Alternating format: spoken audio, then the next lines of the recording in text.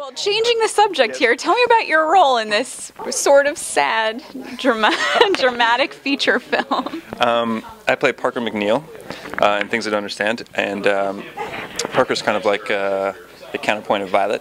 He's a fellow person who's gone through his own traumas and really dark times, and there's kind of two people who connect with each other and kind of help each other break through those things. They kind of go on this journey together. Now, because we saw this here at the Long Island International Film Expo, has it screened anywhere else, or is this the premiere? It's been actually in festivals all over the country. I think even in, David, it was in Brazil as well, right? Yeah, we were in Brazil. Yeah, it's been all over the country. It's played in a lot of different places. It's done really, really well in different festivals. It's gotten Best Feature in I think like 7 or 8 of the festivals. Oh, so it's done really well. How was it the first time you saw it on screen and the whole thing? It was. You guys have missed. It was actually pretty amazing to see it the first time because it's, I mean, being so involved in it for so long and doing it and shooting it and going through it, like you know all the nuance of the story so well. I'm kind of behind the scenes, so when you're rewatching it and seeing it all together with music, and sound, and color correction, it's always like a fun surprise. Right. Because sometimes even when you're shooting it, you don't necessarily know like how it's going to turn out. Yeah, you don't. Or what's going to be used in the end of the day. So seeing all of it come together, it's beautiful. It's like watching your child, I guess, walk. Yeah, you never know how they're going to do it, and they do it, and then boom, wow. So. Very cool.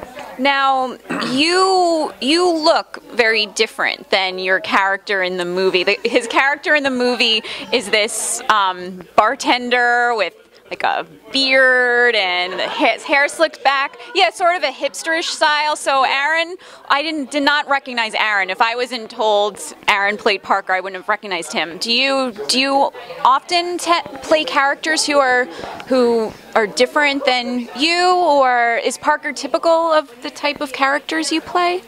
I would say yes and no, because it totally. I mean, like I like to change like the way I look. As much as I can for certain things. I mean, obviously, my type I fall into a lot of leading man type characters. So, but with scruff or with hair, it's more of the internal energy. I think Parker, for me, was an interesting thing to tackle because this is something David and I had discussed, the director, that we wanted to make Parker very kind of like internal and kind of quiet, where he was always kind of there. So there's stuff going on in him. But he's not super expressive. Right. So it was fun to do. That was a little bit different for me because a lot of times I play a little bit more the charming, kind of more outspoken thing. So this was a nice change to go into something that he's a bit more quiet, and only certain times he gets a chance to explode. You know. Right. So it was very, very fun to work on and work on that. And he didn't want me to move very much ever. I don't know if you notice in the film, a lot of times I'm like always just kind of like. There planted, so that was kind of a really cool thing to, as an actor, to work with. As you see, as I'm talking to you, I'm doing a lot of this with my hands. So it was like fun to just be still. And how do you prepare for a role like that? How did you prepare to play Parker? For me, it was just a lot of like kind of reflection and research with accidents and stuff like that, because his wife in the film gets killed in an accident and stuff like that. So I wanted to kind of approach it in a way, because luckily I've never had anyone close to me being in something like that, so I kind of just wanted to like have images of things, which is kind of like a weird, probably sick thing to do, is spending time on the internet looking through crash pictures. Oh wow. So I just wanted to kind of plant imagery in my own head about it. And then a lot of it just reflecting on, you know, what I would personally do in those experiences or circumstances of my wife or whoever passed in that way. Right. So it's much more of a kind of internal stuff than external, and then learning to be still and not move everywhere. Yeah, well, you pulled it off beautifully. It was such a great film. Now, what's next for you? The immediate thing next is I'm actually directing with my partner 3 music videos for a band coming up. We actually start shooting on Monday.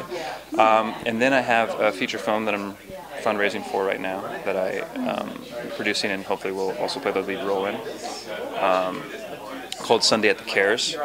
And then I'm also in the process of preparing, because I have major preparations to do for it, for David's next film, Wake Up New York. Oh, cool. So you're in that too. I will be in a massive transformation because I'm going to be a drag queen.